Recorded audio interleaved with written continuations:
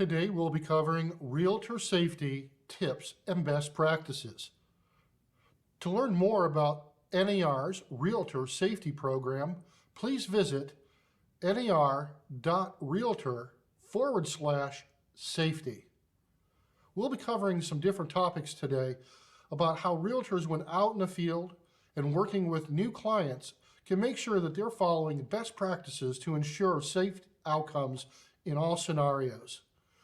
One of the most common scenarios that we as realtors do on a daily basis is to preview properties, show properties, and conduct open houses. Let's jump right in about some of the best practices about entering properties. Keep it light. Try and show properties before dark, but if you're going to be working after hours, advise your associates or your broker about your schedule. If you must show a property after dark, turn on all lights and open the shades prior to going inside with your client. It's also important to note the exterior conditions of the property as well. We'll be jumping into that in just a few moments. Tip 2, checking in. When you have a new client, ask them to stop by your office and complete a prospect identification form. Again, this can be found online at nar.realtor/safety. Also, photocopy their driver's license and retain this information at your office. Be certain to properly discard this information when you no longer need it. It's also important to note that your broker may have office policies that you should be adhering to. Tip 3, don't be too public. Limit the amount of personal information you share. Consider advertising without using your photograph, home phone number, and/or home address in the newspaper or on business cards. Don't use your full name with middle name or initial. Use your office address or list no address at all. Giving out too much of the wrong information can make you a target. Tip number 4, touch base. Always let someone know where you are going and when you will be back. Leave the name and phone number of the client you are meeting and schedule a time for your office to call you to check in. Tip number 5, open house. It ain't over till it's over. Don't assume that everyone has left the premises at the end of an open house. Have a colleague or friend help you check out all the rooms and the backyard prior to locking the doors. Tip number 6, stranger danger. Tell your clients not to show their home by themselves. Alert them that not all agents, buyers, and sellers are who they say they are. Predators come in all shapes and sizes. We tell our children not to talk to strangers. Tell your sellers not to talk to other agents or buyers and to refer all inquiries to you. As realtors, we get caught up in the excitement of getting a deal to the table. Sellers feel the same way. So this tip can be a great intro during a listing presentation. Bring up the rear. When showing a home, always have your prospect in front of you. Don't lead them, but rather direct them from a position at least 3 to 4 arm lengths behind them.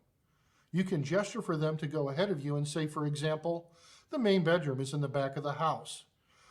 Always note the floor plan of a home before previewing or showing the property. It's important to note that if you were to walk into a room and people were blocking your doorway, your exit routes may be limited to just a window. Always be cognizant of the surroundings that you're in. Agree on an office distress code. Create a voice distress code, a secret word or phrase that is not commonly used but can be worked into any conversation for cases you feel you are in danger. Use this if the person you are with can overhear the conversation, but you don't want to alarm them. Example, hi, this is Jay. I'm with Mr. Henderson at the Elm Street listing.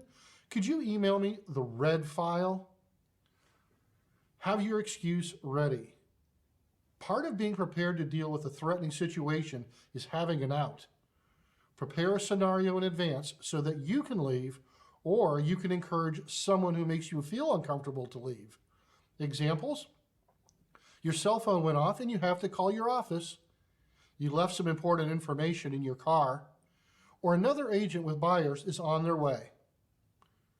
Take 2 seconds when you arrive at your destination to check out potential dangers. We started the conversation about making sure the lights were on and shades were open on the inside of the house, but again, this is referring to the outside of the house. Is there any questionable activity in the area? Are you parked in a well-lit, visible location? Can you be blocked in the driveway by another vehicle? Remember, choose flight over fight. While every real estate agent should take a basic self-defense course, the primary goal in any threatening situation is to escape from immediate danger and call for help. Again, no commission check is worth more than your safety or your life.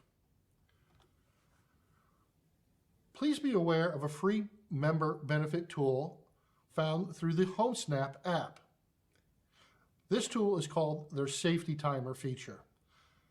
Once you've uploaded the app and upgraded to HomeSnap Pro, this is an agent-only feature where you can select a property from the MLS or type in an address where you are located and setting the safety timer. If something were to go awry, a distress alert would be sent out to your pre-designated contact list. Please take a moment to go to homesnap.com/university, then click on tutorials. There you can click on the safety timer video to get more information. As we conclude today's tutorial, it's important to remind everyone to plan your realtor safety strategy and to follow these best practices. The following bullet points should always be kept front in mind when working with new clients or existing clients so that your safety always takes precedent. Again, these resources and additional printed material can be found at nar.realtor/safety. Thank you for your time and happy selling.